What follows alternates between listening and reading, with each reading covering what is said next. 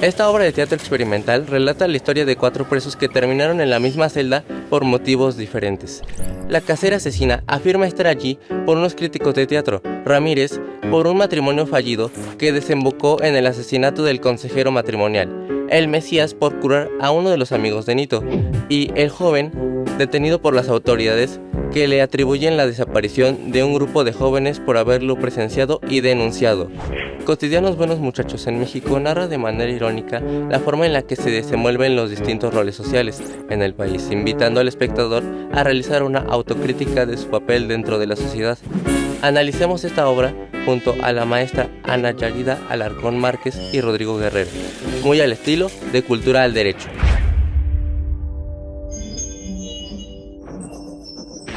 Cotidianos Buenos Muchachos. ¿Se imaginan una conversación de 4 personas que se encuentran en prisión y narran precisamente cuáles fueron los hechos delictivos que cometieron? De ello hablaremos el día de hoy con nuestra querida invitada, Yadira Alarcón. Yadira Alarcón, además de ser una gran especialista en diversas áreas del derecho, principalmente en materia de combate a la corrupción, es una académica de la Facultad de Derecho. Platícanos, mi querida Yadira, primero darte la bienvenida y que nos platiques por qué elegiste esta obra de teatro, que además es teatro experimental. Es correcto. Muchas gracias, querido Rodrigo. Pues sí, mira, te explico. Efectivamente se trata de una obra que está tanto producida como actuada por estudiantes de teatro. Es una obra completamente independiente que se presenta al público en un formato gratuito y lo que pretenden estos jóvenes de alguna manera es plantear su visión de cómo funciona la justicia en México. Para mí me resulta interesante recomendarla al público porque en este momento en el que nos encontramos, cuando en el debate social está el que las personas desean participar en elegir a los jueces porque consideran que el sistema de justicia no funciona, creo que vale la pena que veamos esta obra, primero para entender cómo es que la sociedad tiene una visión de cómo se imparte justicia, cómo nos ven, digamos, los que no son abogados, y para que los que sí lo somos y tenemos esta noble función, pues encontremos una mejor forma de comunicarnos, tanto con la sociedad como con el sistema de justicia, y que esto funcione mejor para toda la sociedad mexicana. Hacer justicia de primera mano es lo que nos narra la primera de estos fragmentos, bueno, sin spoilear mucho, pero de los primeros fragmentos de esta obra, y hacer justicia de propia mano porque no te pagan la renta. Cuéntanos un poquito de esto y cómo lo vinculamos con el derecho penal mexicano. Sí, claro. Mira, digamos que esta obra se divide en 4 historias. 4 personas que se encuentran dentro de una prisión y empiezan a contar por qué están ahí. Efectivamente, la primera historia, sin que le spoilemos, pero tiene que ver justo como dices, justicia por propia mano. Un tema de un desentendimiento en un asunto de arrendamiento que culmina en que una de las partes se desespera al ver que no logra hacer el cobro de sus rentas y termina, pues sí, ejecutando una acción de tipo penal y termina en una cárcel. Y obviamente narra cómo es que se dio su juicio y al final de cuentas, pues no obtuvo, digamos, la posibilidad de comprensión y de comunicación, lo que lo tiene preso y sin sentencia, ¿no? Y discúlpame, mi querida Yadira, pues ello tiene que ver precisamente con el debido proceso. Platícanos un poquito cuáles son esos vacíos que llevaron a que en este primer fragmento de la obra pues terminara en prisión, y el hecho de no contar con una justicia que ocasiona que tengas, o más bien que se influya a que tenga que ser la arrendataria quien busca la justicia de propia mano. Fíjate que lo interesante de este proyecto, y creo que estos jóvenes lo logran transmitir muy bien, es una sátira de cómo funciona el lenguaje de los abogados frente a los defendidos y cómo es el abogado el que se comunica con el juez y no la persona que está siendo sujeta a un proceso. Y de alguna manera en esta sátira, pues cómo los abogados tratan de hacer los asuntos más largos en esta lógica que desafortunadamente todavía llega a permear, de que hay que demostrar trabajo que justifique el honorario, más que enfocarse en lo que el cliente necesita, que es que le resuelvan un problema pronto. Entonces, de alguna manera, el hilo conductor de por qué se dilata tanto el que pueda tener acceso a una sentencia cruza por el camino de un abogado que lo que quiere es lucirse más que realmente ayudar al cliente y por lo tanto no logra transmitir al juez pues lo que se requiere para la defensa. Totalmente de acuerdo contigo, mi querida Yadira. Hay veces que los abogados, más que español, hablamos abogañol. Exacto. Y a veces queremos utilizar palabras en latín o un lenguaje muy técnico y en realidad decirlo de manera sencilla, lo que implica el derecho precisamente a entender el derecho. Nárranos también un poco acerca de la historia del Mesías.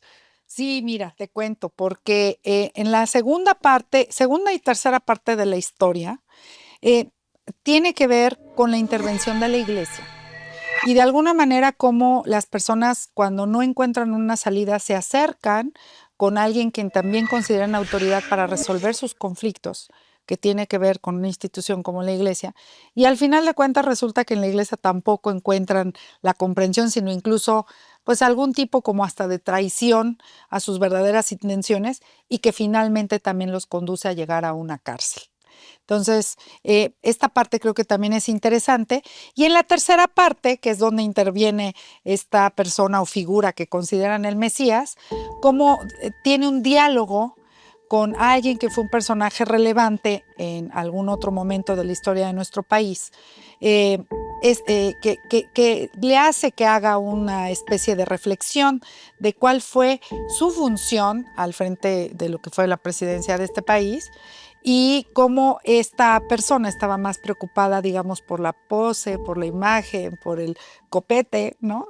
Que por darle una solución y que las personas de verdad sintieran que estaban recibiendo atención y justicia en sus necesidades. Pues la justicia desde el copete tal vez es lo que narra la historia y precisamente la vinculación, bueno, como lo decía hace un momento, la vinculación o la presión que puede en algún momento ejercer un poder que si bien no está instituido, tiene una influencia importante en una sociedad en la que la religión puede mover masas y puede mover incluso la justicia.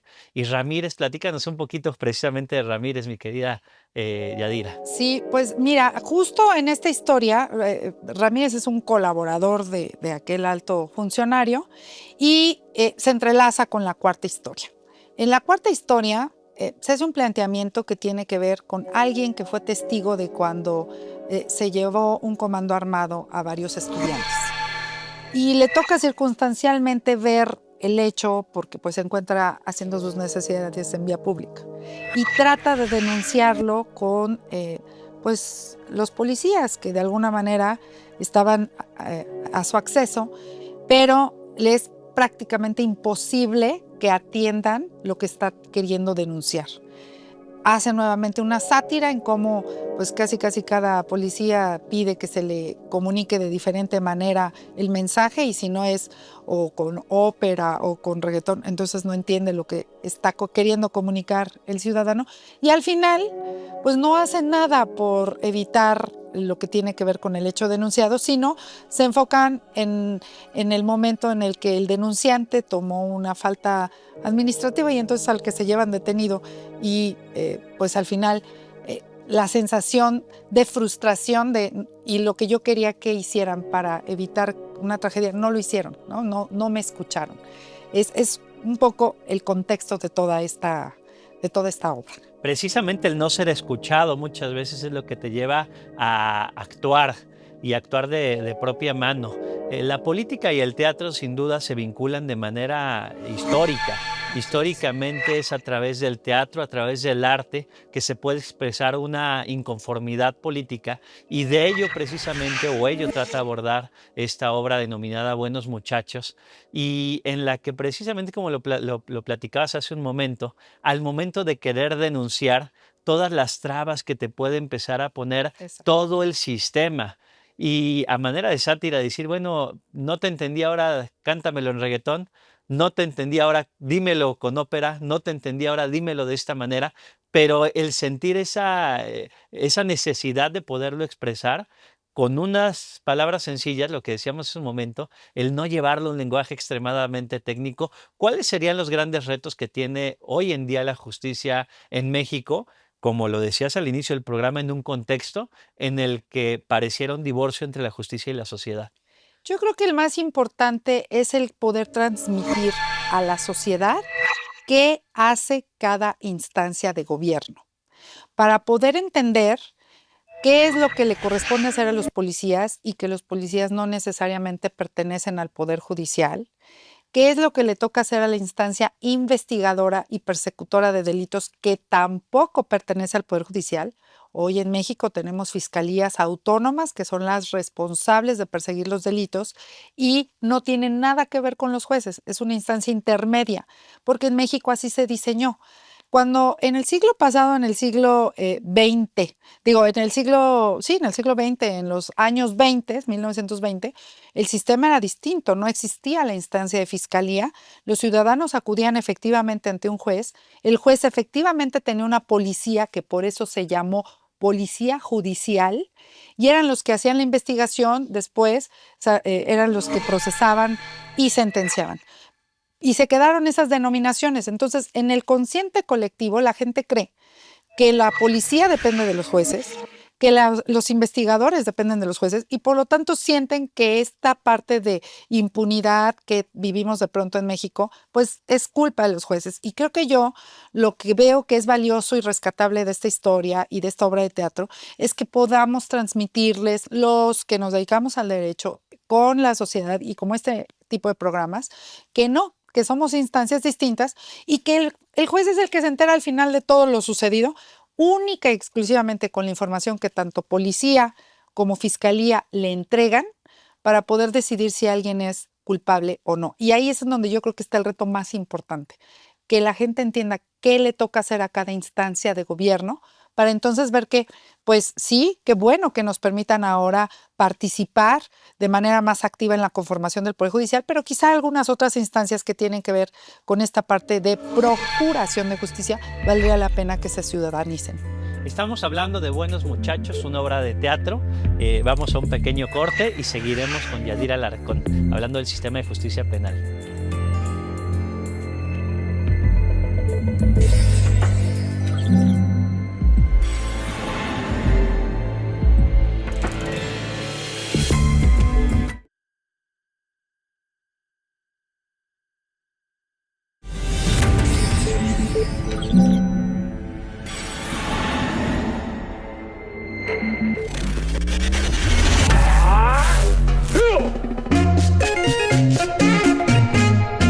El sistema penal acusatorio en México ha tenido grandes avances, como la implementación de derechos humanos y la transparencia en los juicios. No obstante, también hay puntos que no ha logrado solucionar, como la posible manipulación de pruebas y los errores procesales que impactan directamente en la calidad de impartición de justicia.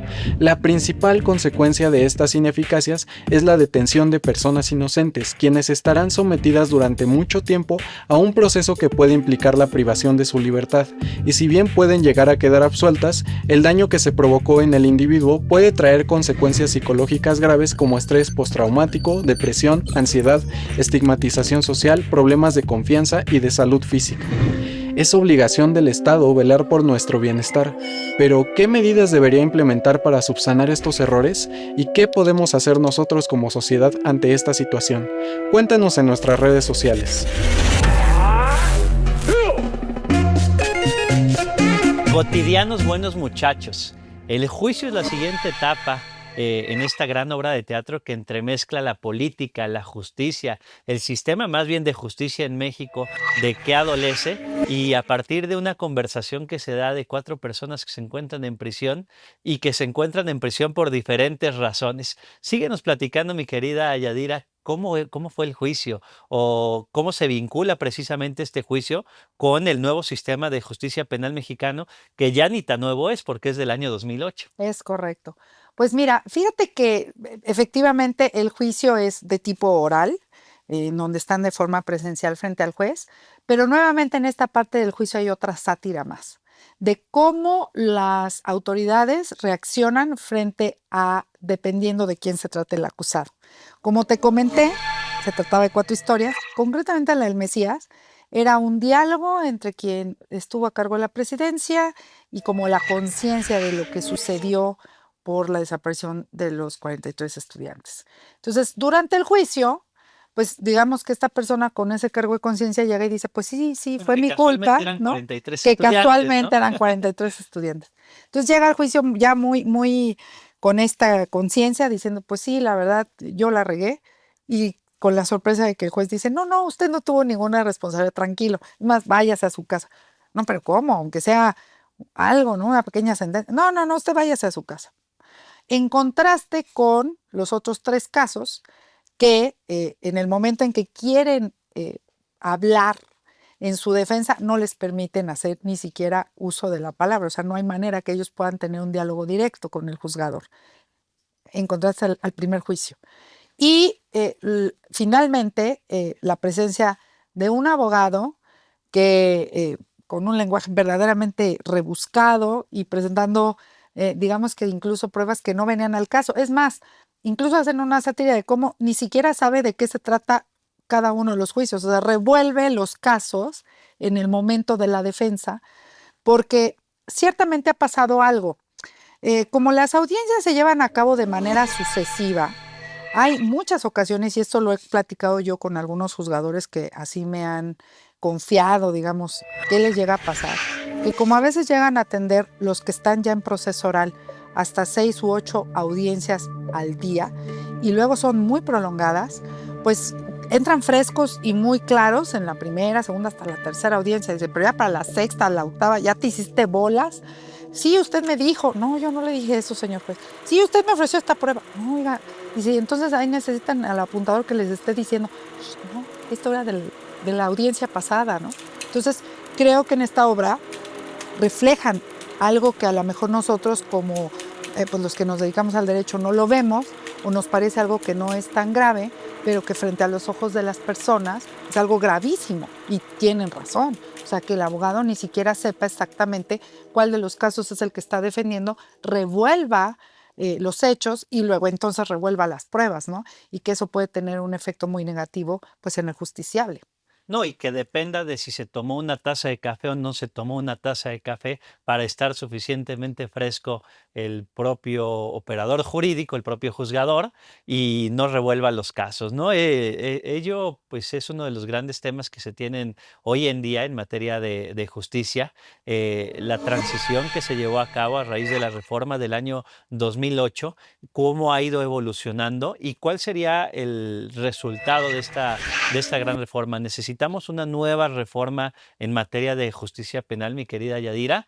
¿O más bien resulta necesario que se asiente esta reforma que ya se está implementando y una vez que se asiente esta reforma ya poder llevar a cabo un examen completo? Yo creo que se requiere que se asiente esta reforma para poder hacer un examen completo, pero va muy de la mano con tener suficientes jueces que lleven a cabo la función y atiendan a la ciudadanía. Porque, bueno, puedo compartirte que cuando me tocó estar a cargo del Consejo de la Judicatura, si algo pudimos detectar es que un juez de proceso escrito, con eso de que se auxiliaba de sus 2 secretarios, podía llevar 3 audiencias en un mismo momento, que no debería, porque él debe estar presente en cada audiencia, pero le daba el tiempo de con sus 2 auxiliares poder atender hasta 3 audiencias en un solo momento. Hoy, como los juicios son orales y debe de estar con presencia del juzgador, pues no es posible hacer eso. Entonces, obviamente, se saturan de audiencias. Pasa esto que te estoy platicando a todos los operadores, porque le pasa al juzgador, le pasa al Ministerio Público y le pasan a los abogados. O sea, los 3 quedan de alguna manera, digamos, saturados de información. Y entonces lo que yo sí creo que será importante para que esta reforma funcione son 3 cosas. Primero, que sí se requieran, se tengan más jueces. Hoy que se va a tener la oportunidad de votar por ellos, creo que si se está partiendo de la numeralia actual, valdría mucho la pena que en el ajuste se piensen que se van a requerir más juzgadores. El segundo punto es que se termine de capacitar adecuadamente las acciones de investigación y lo que es cadena de custodia de las pruebas, porque esta parte, la verdad, en México nos falta mucho todavía por hacer. Han hecho una labor de capacitar policías y policías de investigación, pero sigue siendo una gran deficiencia la cadena de custodia. No se logran custodiar bien las zonas en donde sucedieron los hechos y entonces se vician las pruebas y todo esto va a afectar el debido proceso. Y la tercera parte creo yo que tiene que ver también con terminar de capacitar bien a todos los operadores. Porque hubo un momento en donde los jueces ya muy bien, muy instalados, bien capacitados, algunos ministerios públicos que se pusieron más hábiles lo lograron y los abogados no estaban a la altura de las circunstancias. Entonces, nos falta terminar de macerar bien el que cada una de las partes que funciona en un proceso penal esté debidamente, digamos que a la altura de las circunstancias, para que entonces sí podamos evaluar si este sistema penal oral acusatorio funciona debidamente o no. Recordemos que normalmente veíamos en las películas cómo se llevaban a cabo los juicios, las películas principalmente de Estados Unidos, ¿no? En donde estaba el juez y se llevaba a cabo precisamente el juicio de manera oral. Y pareciera que en México buscamos emular o copiar el sistema norteamericano, pero a partir de dos familias muy diferentes. En México una familia neorromanista y en Estados Unidos una familia del common law. ¿Cómo logramos acoplar este sistema de la oralidad o este sistema o implementar esta oralidad en el sistema mexicano y que además pues se puede observar, como lo decías hace un momento, en la obra de teatro de manera muy clara, ¿no? En el cómo a algunos imputados ni siquiera les dejaban hacer uso de la palabra, mientras a otro que confiesa haber cometido el crimen, simplemente le dicen, pues tú no tuviste culpa, no te preocupes. ¿Cómo logramos compaginar, mi querida Yadira? Pues mira, son varias preguntas las que me haces, pero sí quiero hacer una precisión. Yo sé que mucha gente cree que copiamos el modelo americano, pero quiero decirles que no es así. Nuevamente retomo la historia. En el siglo XX, en los años 20 en México, y esto es algo que está documentado en el archivo histórico del Tribunal Superior de Justicia de la Ciudad de México, incluso me tocó en algún momento hacer una exhibición de expedientes que resguardan esto que te voy a comentar. La justicia era oral. El ciudadano acudía directamente con el juez y en un momento, sin mayores formalidades, se arreglaban los asuntos. Ajá. Recuerdo muy bien un caso de un robo de caballos en donde llega un señor, le dice al juez, oiga, pues ese caballo es mío porque trae la marca de mi rancho.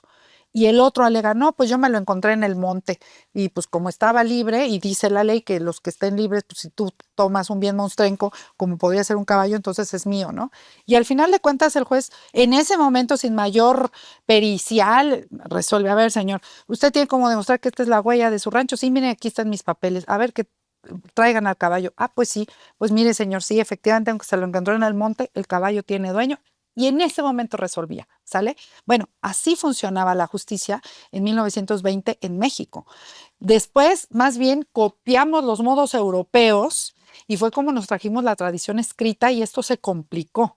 Y entonces, en este siglo, dijimos, hay que regresar al modelo sencillo, simplista, y todo el mundo cree que copiamos el americano por las películas, como se llevan los juicios. Ciertamente el diseño de las salas de juicios orales pues se parecen a las americanas y ciertamente a los jueces, a gran parte de ellos los mandamos a capacitar, pues por ejemplo a Puerto Rico, que tiene el mismo sistema que los Estados Unidos porque es una colonia, pero lo cierto es que México tenía ya ese sistema de justicia más accesible para la gente.